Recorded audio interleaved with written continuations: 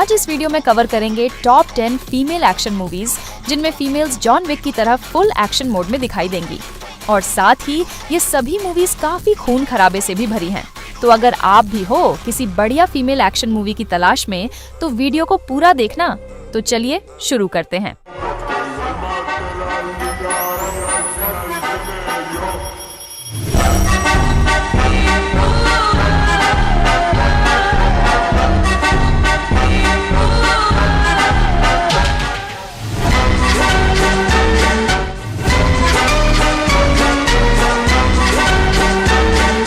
Number 10 पर है 2017 की रिवेंज।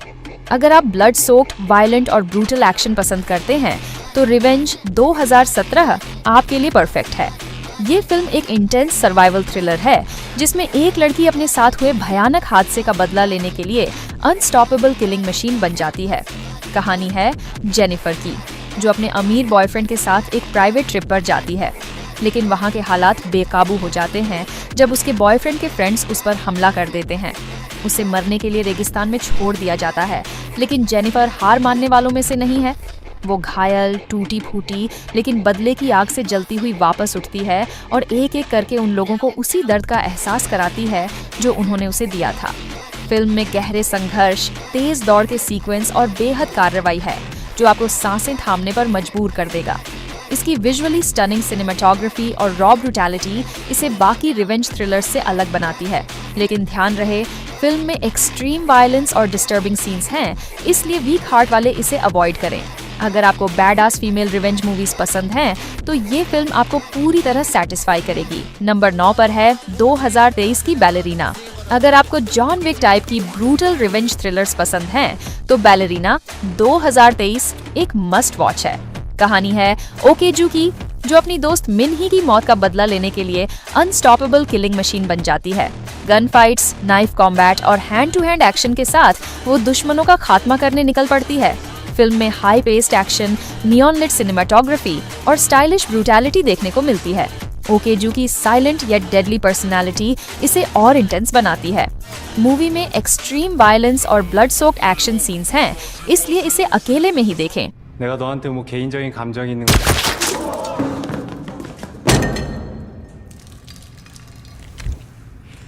नंबर 8 पर है 2024 की द शैडो स्ट्रेज। नेटफ्लिक्स की ये इंडोनेशियन एक्शन थ्रिलर फिल्म एक यंग फीमेल असैसिन की कहानी दिखाती है जो अपने मेंटर के खिलाफ जाकर एक इनोसेंट बच्चे को बचाने की कोशिश करती है। लेकिन ये लड़ाई सिर्फ उसके लिए नहीं, बल्कि पूरे क्राइम सिंडिकेट के लिए खतरे की घंटी बन जाती है। नोमी ऑरोरा रिबेरो एक घातक हत्यारी है जिसे बचपन से ही मारने और छिपने की ट्रेनिंग दी गई है। लेकिन जब उसे एक बच्चे को मारने का मिशन दिया जाता है तो उसकी इंसानियत जाग उठती है। अब वह खुद उसी सिस्टम के खिलाफ खड़ी हो जाती है जिसने उसे एक लीथल वेपन बनाया था। लेकिन ट्विस्ट तब आता है जब उसका मेंटर अम्ब्रा हाना प्रिनंटीना, जो खुद एक कोल्ड ब्लडेड किलर है, नोमी को रोकने के लिए आ जाती है। दोनों के बीच के ब्लडी कॉन्फ्रंटेशंस फिल्म को और भी इंटेंस बना देते हैं। लेकिन नोमी के लिए सिर्फ लड़ाई ही काफी नहीं, उसे भागना भी है और इस बार वो किसी को नहीं छोड़ने वाली। फिल्म में brutal action, blood soaked fights और हाई इंटेंसिटी चेस सीक्वेंसेस हैं जो इसे प्योर बैडास एक्शन मूवी बनाते हैं। अगर आपको the night comes for us और जॉन विक जैसी रॉ और इंटेंस एक्शन मूवीज पसंद हैं, तो इसे मिस मत करना। एक मामूली लड़के के लिए इतना खून खराबा। हम लोगों को मारने के पैसे लेते हैं, उनकी जान बचाने या छुड़ाने के लिए नहीं। याद रखना था टीम। नंबर 7 पर है 2023 की किल बॉक्सून। कहानी है गिल बॉक्सून की, जो दिन में एक लविंग सिंगल मदर और रात में एक रूथलेस कॉन्ट्रैक्ट किलर होती है। MK एंट नाम की एक अंडरग्राउंड हिटमैन ऑर्गेनाइजेशन के लिए काम करते हुए वो हमेशा टॉप पर रही है। लेकिन जब उसे अपनी बेटी के साथ पर्सनल लाइफ और डेंजरस प्रोफेशन के बीच बैलेंस बनाना मुश्किल लगने लगता है तो सब कुछ उलझ जाता है।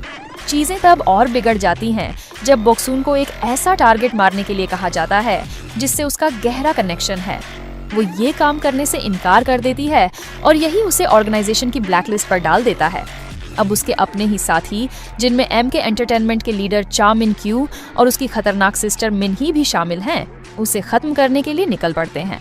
बॉक्सून को अब एक के बाद एक हाईली स्किल्ड असैसिन से भिड़ना पड़ता है और हर फाइट पहले से ज्यादा ब्लड सोक्ड और ब्रूटल होती जाती है।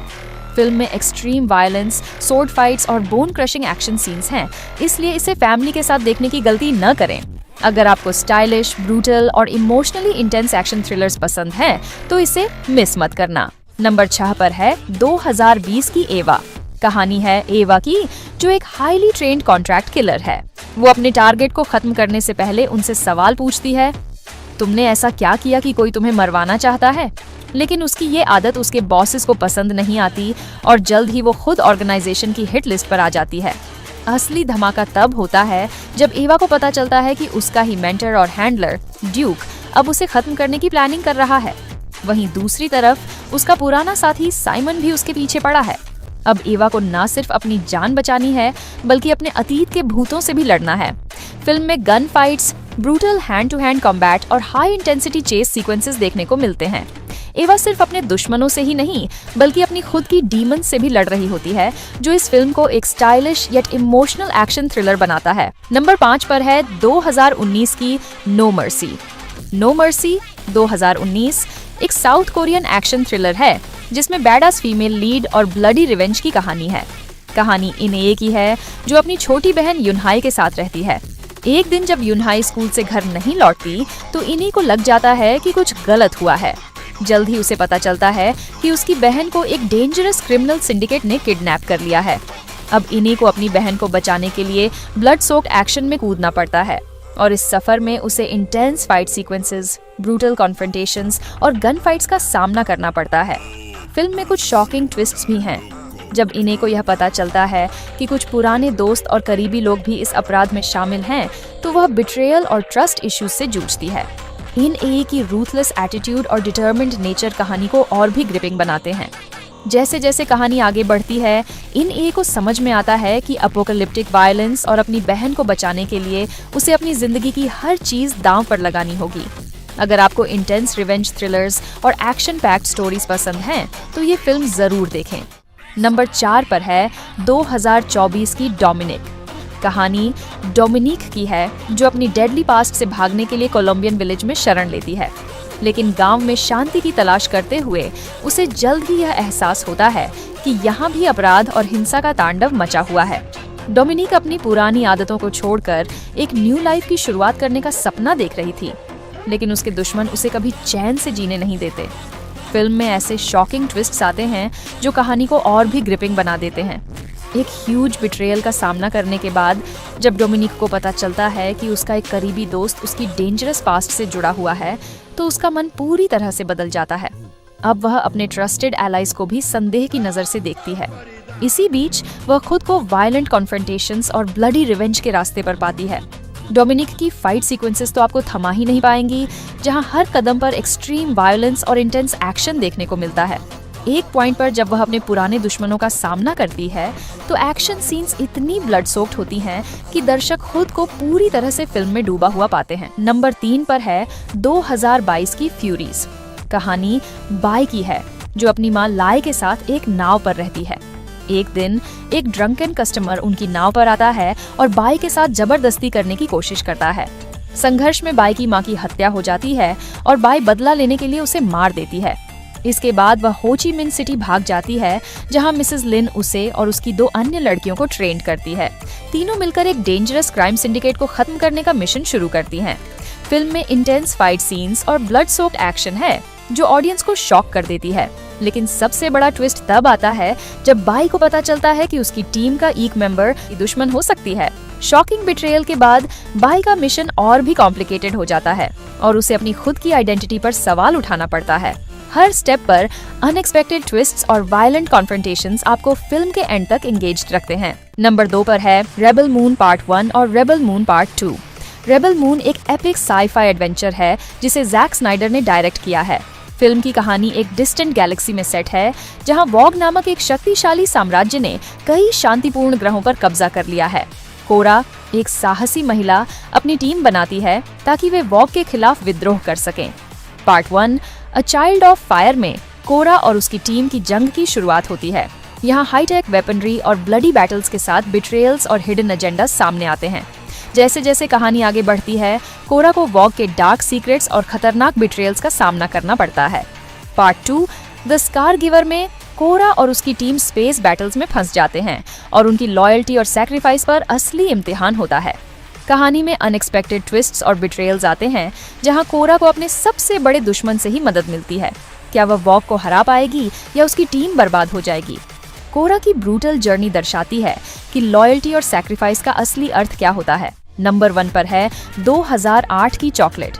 ये फिल्म एक ऑटिस्टिक लड़की जेन की कहानी है, जो अपनी असाधारण मार्शल आर्ट्स स्किल्स का उपयोग करके गैंग्स से पैसे वसूलती है और अपनी माँ के पुराने कर्ज को चुकाने के लिए संघर्ष करती है।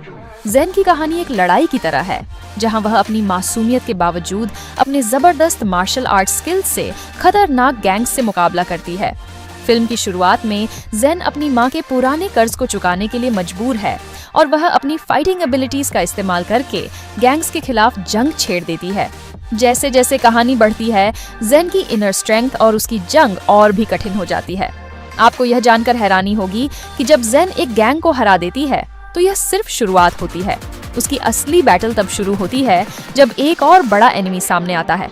फिल्म में एक ट्विस्ट आता है जब जेन को लगता है कि उसकी ताकत उसे और भी खतरनाक दुश्मनों के खिलाफ लड़ने के लिए तैयार कर रही है। फिल्म के एक अहम मोमेंट में जेन को एक ऐसी जंग का सामना करना पड़ता है जिसे देखकर आपका दिल धड़कने लगेगा।